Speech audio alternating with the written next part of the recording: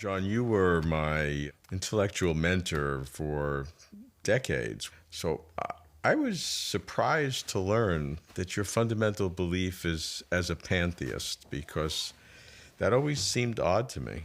Well, let me say I have no firm beliefs. I have a belief maybe 55% in God and 45% that the universe just happens to be there, okay? And if you're going to believe in God, I think you have to be a pantheist, because otherwise you're stuck with the view that there's God and he's there in all his glory, and he creates a world which is infinitely inferior. The question is, why didn't he create another God? It seems to make much more sense to be a pantheist and say that the entire universe is God. If the universe is God, did God create it? Can you create something that's part of you? Well, on the pantheistic view, the universe is God, but you are saying something definitely more than just saying God is another name for the universe. You are saying you can get some understanding of why the universe is there if you say that it has the characteristic of being unified in some dramatic way, and if it has the characteristic of being essentially mental, and if you say it has the characteristic of being essentially good. And if you're saying that, as I prefer to develop pantheism, the goodness of the universe is the reason why the universe is there. All these are ways in which you add more to the idea of God than just saying God is the universe. How could you say the universe is mental? I mean, it's physical. Many neuroscientists think that the mental is just an illusion for the output of the physical brain. One way into this would be to look at those scientists who think of the universe as a computer simulation. They say it is possible to have enormously powerful computers, and one of the things which they'll be able to simulate is the patterns of entire universes, and we are a pattern in one of these simulations. We could be inside an electronic brain.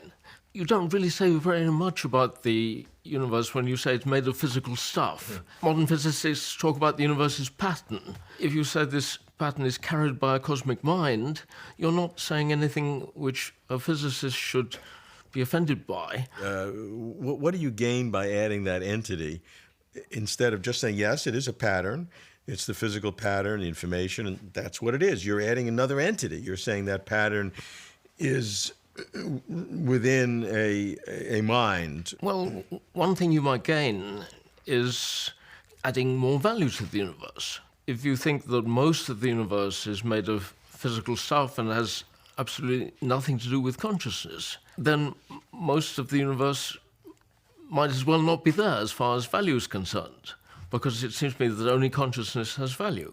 Another thing you're adding is, with the traditional concept of mind, before the neurophysiologists came along and said the mind is just the brain, the mind is unified.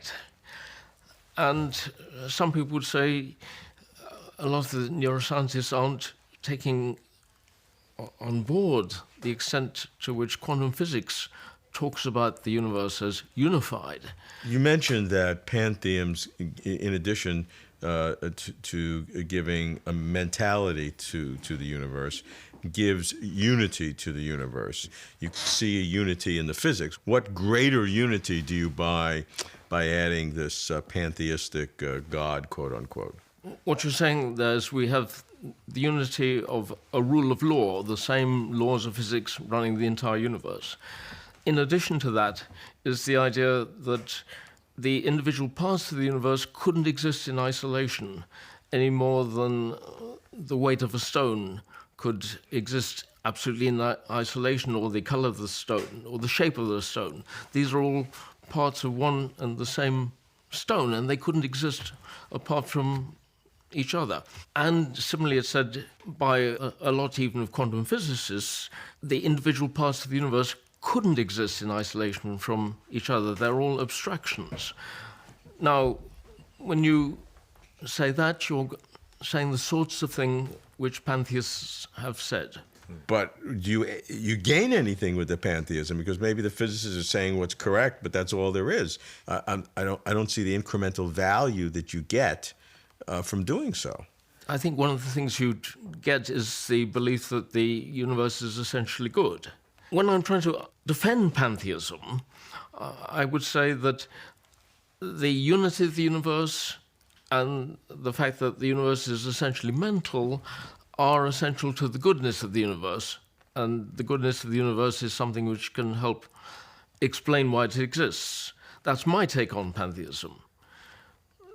There are pantheists of all different descriptions. You could have a pantheism which simply says there's gods everywhere. There's a god of the streams, there's the god of the trees, and so on. There's that sort of pantheism.